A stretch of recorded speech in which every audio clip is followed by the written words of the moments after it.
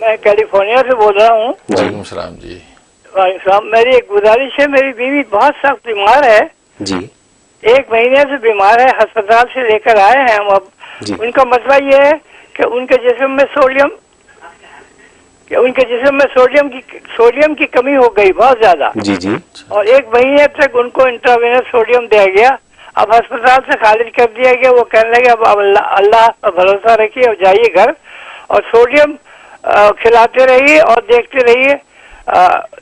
ये बहुत ही डेंजरस चीज है। सोडियम की कमी से बहुत परेशानी हो रही है, बहुत खतरनाक चीज है। और दूसरा ये कि आज से कुछ 1 महीना कबल ही उनके पैरों में, दोनों पैरों में ब्लड क्लॉट जम गया था, जो कि डॉक्टरों ने कहा कि ये क्लॉट जो है इसकी इमीडिएट सर्जरी की जरूरत है। फौरन सर्जरी कराई, 4 घंटे की सर्जरी के बाद क्लॉट तो निकल गया, ब्लड क्लॉट। लेकिन वो कहते हैं कि इसका एहतियात करें, पैरों पे एक्सरसाइज करें, वरना ये क्लॉट जो है वो सीने से होता हुआ ब्रेन तक जा सकता, हार्ट तक जा सकता, और then that is very dangerous. बराए करम कोई दुआ बताइए कि इनका ब्लड क्लॉट भी और जमा ना हो और उनका सोडियम का लेवल जो है वो सही रहे। बहुत थैंक यू जी। हाँ, उसके लिए नोट कर ले, बहुत मुजर्रब वजीफा है और अक्सर मैं बताया करता हूँ।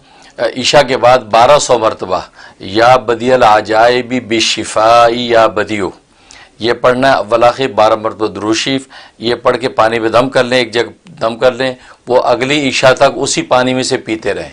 आधा हो जाए तो उसमें और पानी डाल लें। इस तरह अगली ईशा तक जो जितना बच जाए उसको फेंक दें, बाकी नया पानी ले लें। तो ये अमल या बदियल आजाइबी बिशिफाई या बदियो अव्वल आखिर 12 मरतबा दुरूद शरीफ 1200 मरतबा पढ़ना है। बहुत मुजर्रब है, ज़बरदस्त, इंशाअल्लाह बिल्कुल उनको शिफा होगी। और उसके अलावा हर खाने पीने पे या अल्लाह या शाफियो या अल्लाह या शाफियो 7 मरतबा फूंक लिया करें। इंशाअल्लाह उनके दोनों अमराज रफ़ा हो जाएंगे और उनको कुल्ली सेहत हो जाएगी।